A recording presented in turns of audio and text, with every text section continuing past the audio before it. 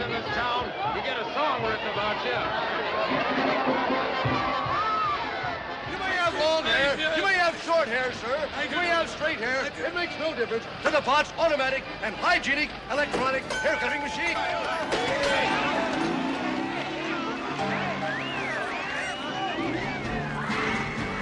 It's going to be a dry cook at Venus.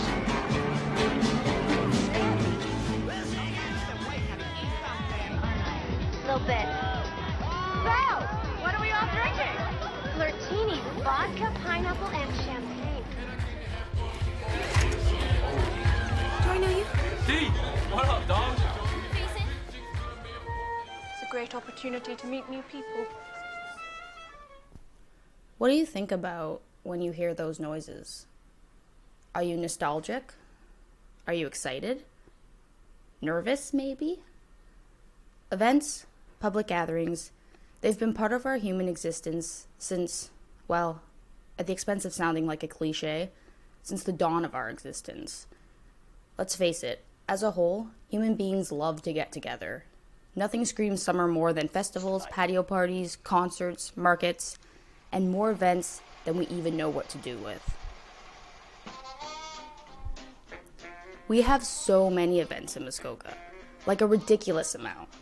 So much that I couldn't even pinpoint down an exact number. Between weekly shows and annual festivals put on by so many various organizations, whether it be a place like the Kitabala or the Baysville Walkabout Festival, the closest I could round to was there's definitely over 100. This is the time of year where people are normally getting ramped for events. Festival season, right? Well, that's not happening to the same extent this year. Some events are for sure canceled. The Bracebridge Arts and Crafts Show, Huntsville Beer Festival, Canada Day fireworks are postponed, and many other are red flagged. But the toughest thing right now, probably even tougher for event planners than actually having to cancel events, is that most of them are still technically planned to run. Granted, they're all red flagged for sure until at least the fall, with the potential of cancellation, but most coordinators and boards still have to plan as if these events are going to happen, even though nobody actually knows if they will. It's gotta be so tough, right? Stressful even. Planning for something that might not actually happen. 100 events minimum, and hundreds of people just waiting to see if it'll actually happen. Or for those who have been canceled for sure this summer, just waiting until they can start up again. How are they managing? I want to find out.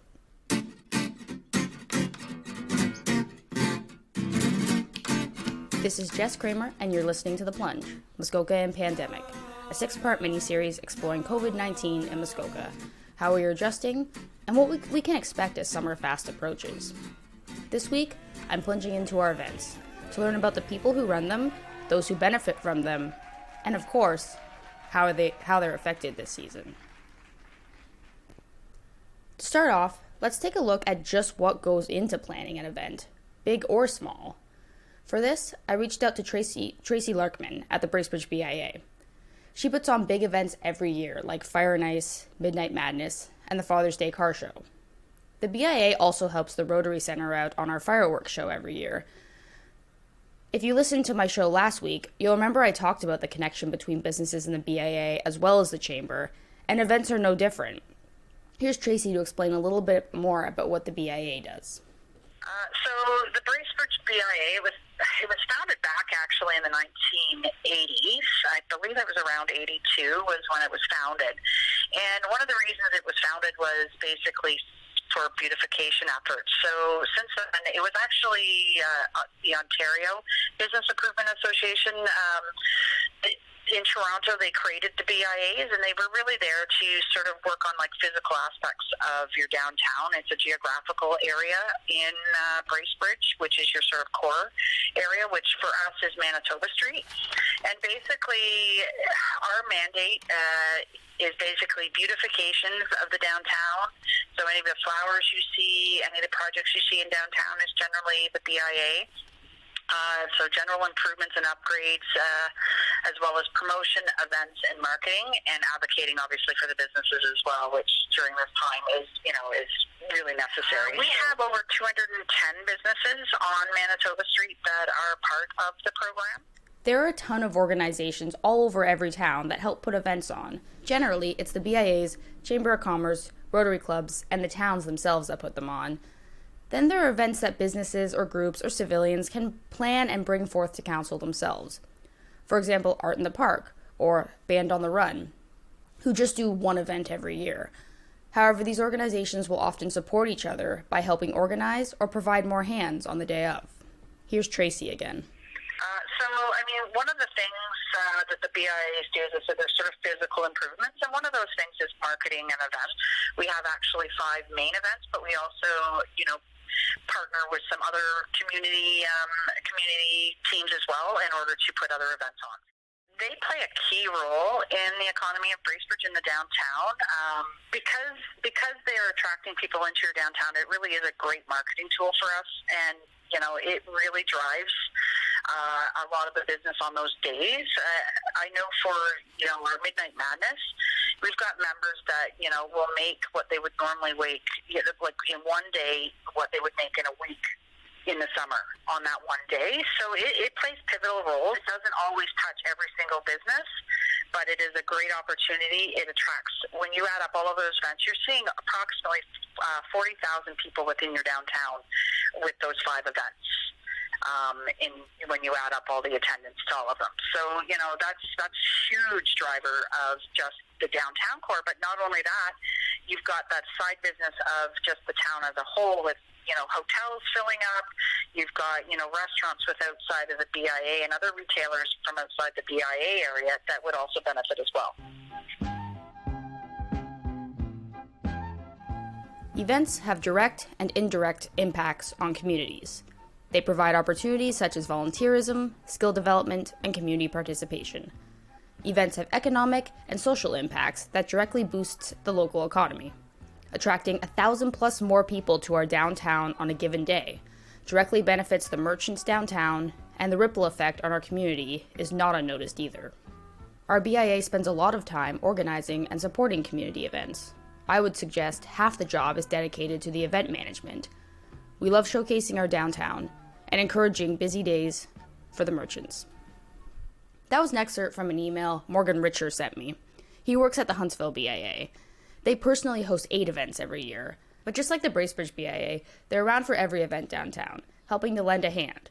Each event they put on varies in size, but he estimates their events draw in around 3,000 people. Their annual May 2-4 beer festival takes in 25 vendors. For other street festivals they put on, like Midnight Madness, they generally bring 4 to 5 vendors from out of area, but every single business who has space on the main street benefits from drawing in those people. Every BIA works with the same mandate, bringing people in to help business. Even though events still need to be planned as is, the BIAs have shifted their focus onto working with community partners to help with day-to-day needs and future needs for businesses. With the uncertainty regarding events and crowds, Morgan Richer says their efforts are better spent elsewhere right now. Kayleen Turchin is the Economic Development Programmer with the town of Bracebridge. She looks after tourism, marketing, and then event support and corporate communication. She's also the key planner for What's Cooking Bracebridge. Here's Kayleen. Through our event tourism grant program every year, we support between 10 and 15 events depending on the year. And then on top of those events, there's also probably another 10 to 15 events that we don't fund. So we fund Fire and Ice, Session Muskoka, Beer Festival, but then one of the ones, like, we never fund the Father's Day Car Show. Another event that hasn't received an event tourism grant in a while is the Fall Fair, obviously a hugely successful event, Muskoka Arts and Crafts Summer Show. So yeah, we support all of the events in different ways, but we have an event coordinator who's on contract with us. Her name's Rachel. So basically for the last 2-3 months leading into Fire and Ice, I would say our event coordinator as well as Tracy Larkman from our BIA are doing Fire and Ice full time. I would say I spend probably around 60% of my time on Fire and Ice, like for the final months leading into it. And then we also have support from Jill Harris in Economic Development, our Manager of Economic Development, and our Director as well. Events bring people together.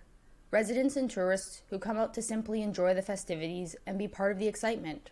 But they also bring together businesses who put booths up at the events or whose shops are directly in the action. Some that may never be seen together, but are all benefiting from the same thing. When events are happening, town is busier, so that has a direct positive impact on all of our businesses, from restaurants to hotels to downtown retail stores. And I know many of our downtown businesses have said that the best day of their year is the day of Fire and Ice, so that's huge. It takes a lot of time and organization leading up to events, followed by long, often 12-hour days leading up to and during them. Coordinators and planners, like Tracy and Kayleen, don't often get to enjoy the festivities as much as everybody else because their days are spent making sure everything runs smoothly. And that's what I think is the neatest part about events. Sure, they bring people together who love, say, cars during the car show or art during the art show, but they also bring together the kind of people who love where they live, who love just seeing everyone there, together as a community. I think it's extremely important that we all work together, and that's the BIA, the Chamber, the town, which I find we are doing. So I think, and as we get through this, our needs are going to change. I don't think anybody prepared to be shut down for the amount of time we've already been shut down, let alone that we still aren't climbing out of this quite yet. So it will be a long haul for everyone, and everybody's trying to stay positive. But at times it can be hard, and these businesses on our streets, in our towns, in our country, these small business owners, they put their life and heart and soul into their business, and right now they're not able to do their business. See, that's the thing. Events do more than just give us something to do on the weekend or a place to take our families. They also help entrepreneurs to get a start on their business.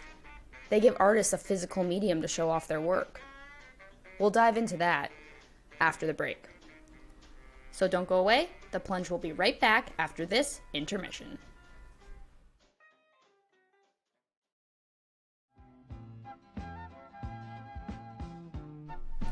Okay, just say your name. Say, hey, I'm Emmett. Hi, I'm Emmett. That's good. Okay. Go ahead, say what you want to say. Okay, so there's 32 dogs, 28 cats. How many didn't? I don't know. Didn't what? 12. There's 32 dogs, 12 cats. 28 cats. 20 cats. How many didn't? You said 12 was the answer. 12. Do you want to explain yourself? 32 dogs, 28 cats. How many didn't? 12. 12 dogs eating cats. Is it about dogs eating cats? Listen to what I'm saying. There's 32 dogs, 28 cats. How many didn't?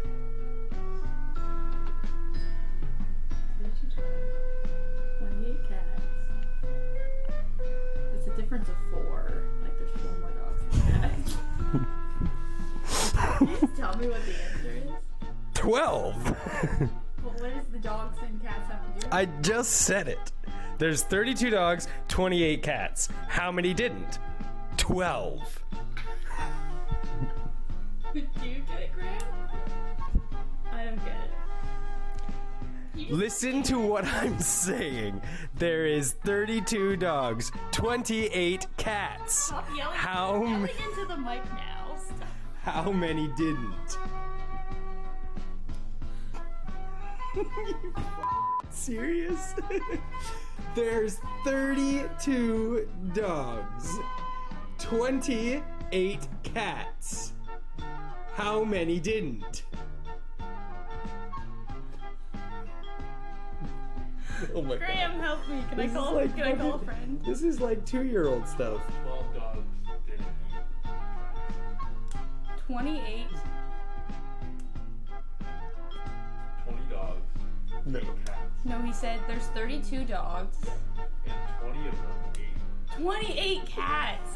Oh my god. Okay, that's all I have to say. I'm done. Back to the show. Welcome to The Plunge. Let's dive back in.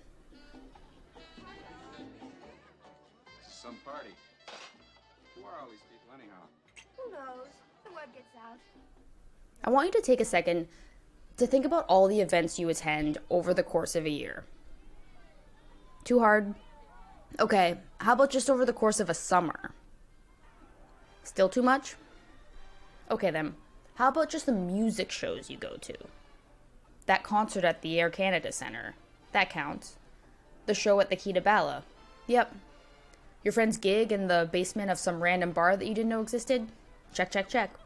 Those are all shows.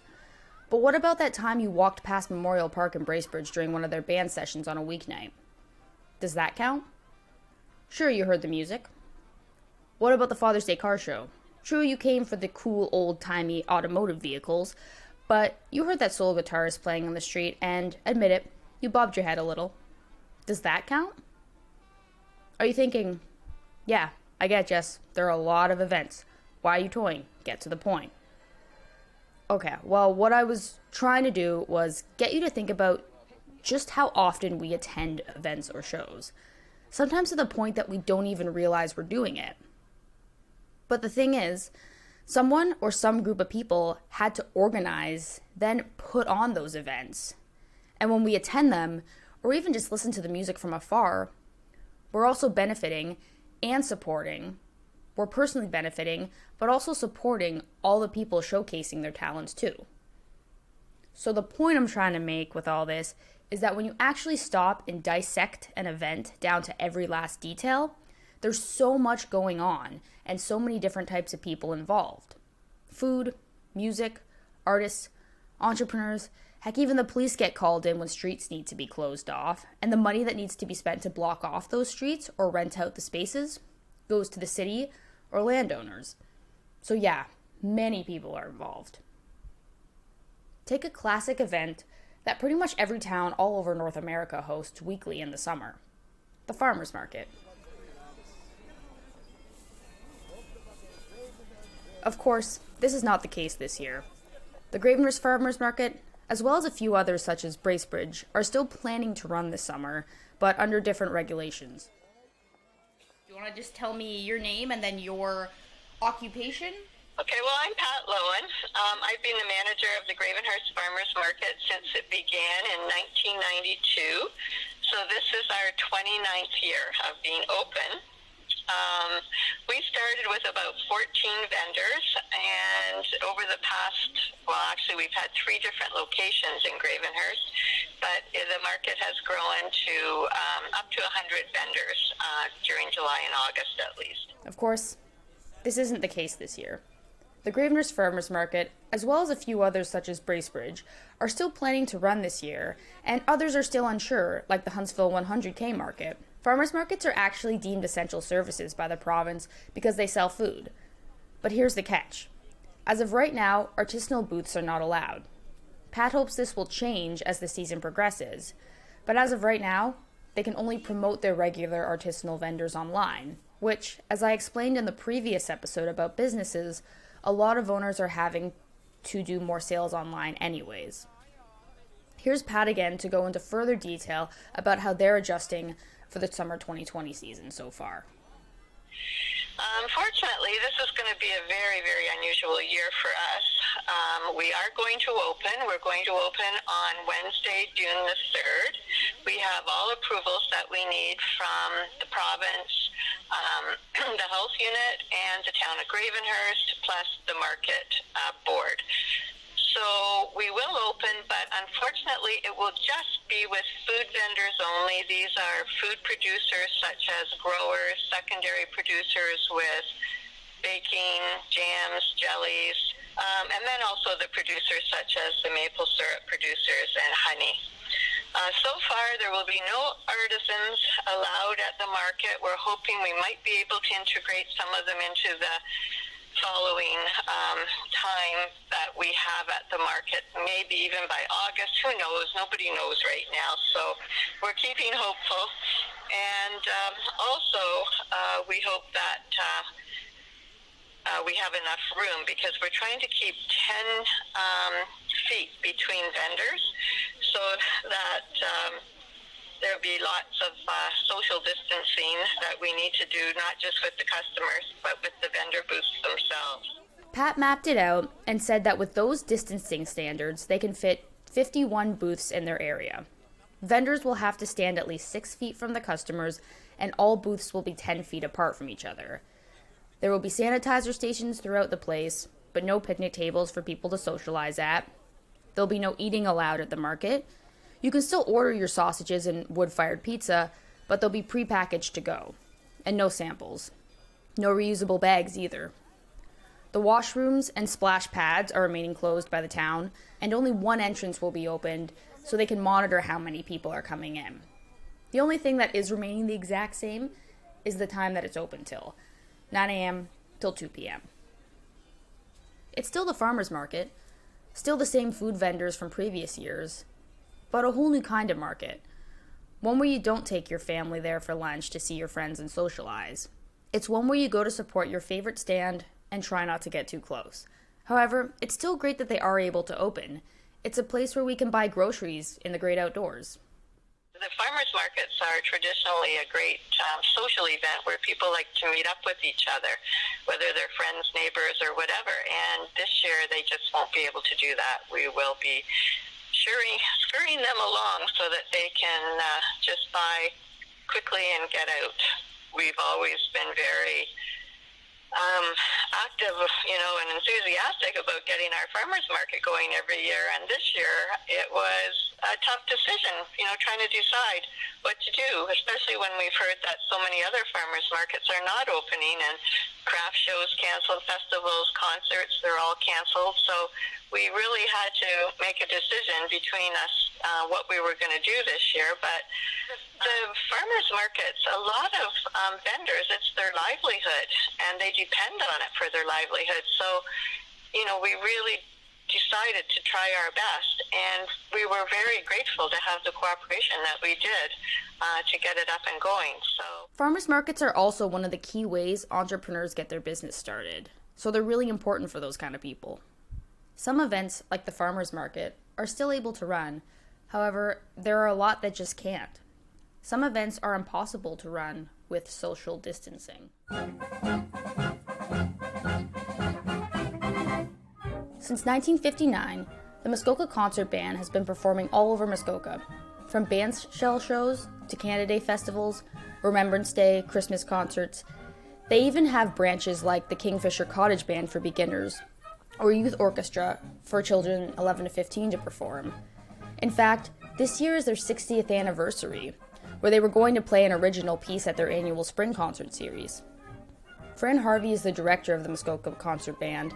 She told me all their shows and concert series have been put on hold till at least the fall. Here she is. the Muskoka Concert Band is an umbrella organization that we actually have 4 different performing groups in it. So it's an interesting ensemble that we have because it's larger than just the concert band. We also have the Kingfishers Cottage Band, the Muskoka Big Band, and the Huntsville Harmony Youth Band that are all part of our grouping, and all of whom would normally have had performances in the spring and into the summer. And we've been impacted, as you can imagine, by the COVID-19 situation. We actually stopped our season just before we were on March 14th. We were supposed to do a performance for the Friends of the Case in Bracebridge as part of their series, and we were going to do a St. Patrick's Day performance with all kinds of fun things going on with it, and that was when we stopped.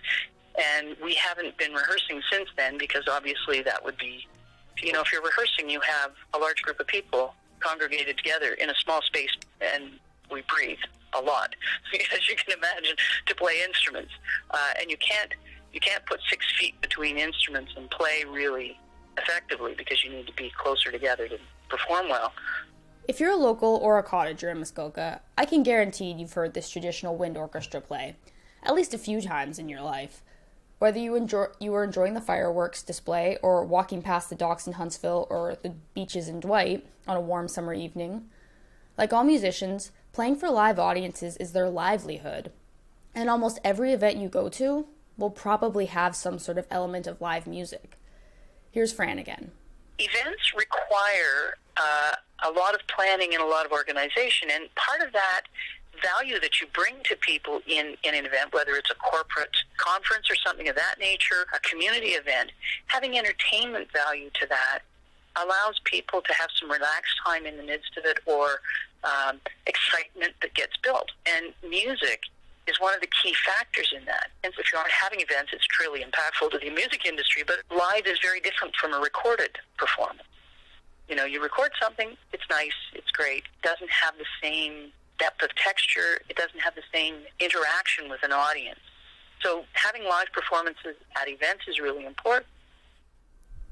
Sure, music can still be recorded, but it will never have the same depth and texture as a live performance. Same goes for, say, the theater.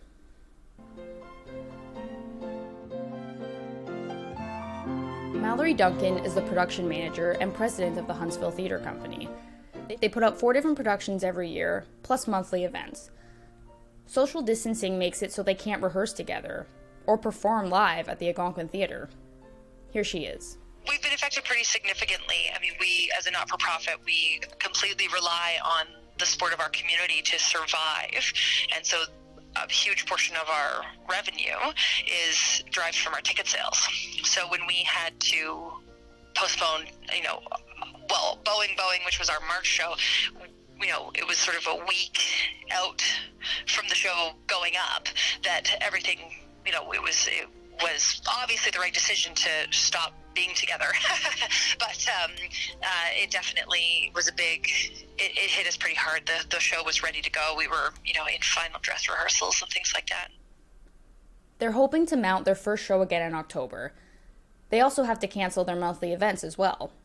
They do something called the What's on Tap series, an immersive performance at Canvas Brewery once a month.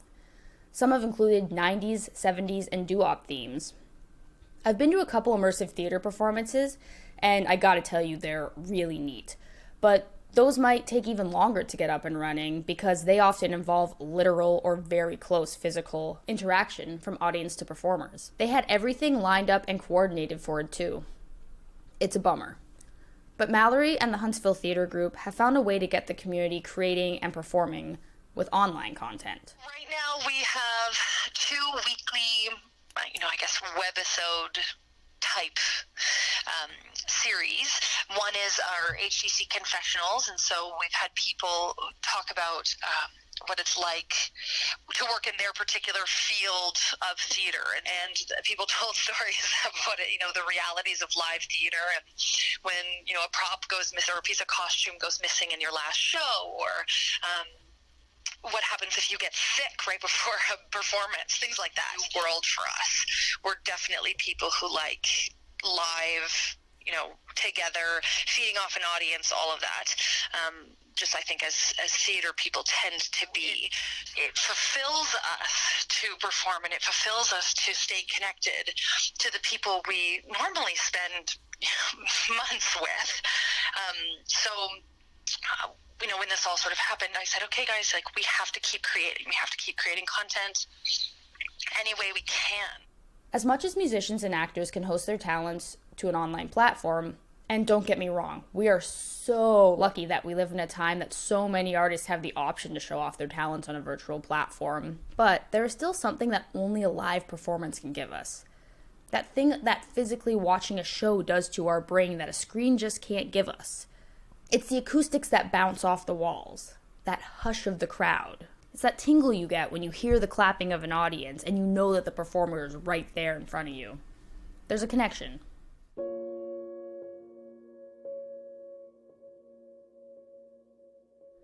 I know it sounds like there isn't really a happy ending to this story, because for the next year or two, we may miss out on a lot of nice live performances, shows, and the act of being able to be together with hundreds of other humans. But if being in quarantine has taught me anything, along with a splash of children's TV programming that will forever be ingrained in my head, is that it's not about how bad the situation is. It's about how you look at it. You just need to read between the lines. Fran Harvey from the Muskoka concert band told me something really neat, and I'll let her say it. Interestingly, during the shutdown time, we've had a few people who've contacted us and said, I'm thinking about other things I want to do and how I want to, when things come back to, whatever the new normal is going to be, and have said, do you have spots available? And we always welcome new members to the Muskoka concert band. I think globally, from what I'm seeing on the news and from, speaking with my friends and people that, I'm in contact with in various other groups, I think everybody is really taking an opportunity to sit down and think about what the new normal might look like. And if you're rethinking how you've done things, maybe you're not quite as busy or fraught in your busyness as you had been, and maybe this is a time when people will start to think about things they want to get back to or things they want to try. Mallory Duncan told me something really nice about the arts community at the end of our interview, too. All artists I find every time I meet a new person, they are a performer, or they used to be one, or they, were a set designer in a former life, or they want to be. And I think we, as artists, as a community that has, had music in a part of its soul for 150 years, we all have the soul of an artist, and I think that we need to remind ourselves that these are pieces of ourselves that we don't want to lose, and no matter what, we'll continue to find a way to stay connected and stay together and create things that fulfill our souls as, performers, as audience members, as participants in any way. And when the world resets or is reborn as something else, we don't lose that piece of our heritage and of who we are. It's beautiful. I like it. Maybe next year, even 5 years from now, the next time you're standing at the Key to Bala watching a show, sitting at the Algonquin Theatre watching a performance, or gathered at a picnic bench enjoying a warm batch of donuts at the farmer's market, you'll stop, take a deep breath, and absorb everything around you. The fresh food, beautiful music, local artistry, maybe all those things, and the people who make it happen. Then you'll look at your family and or friends and remember how lucky you are to have all these things right at your fingertips. You never know what hand you're going to get dealt next. You learn to take life as it comes at you. And the way you go count. Thanks for listening to this episode of The Plunge. If you like what you heard, please give me a shout. I'd love to know if there's anyone out there listening. You can email me at jess@sproutproductions.ca, or I'm on Instagram. Just search Jess Kramer. Until next week, take care.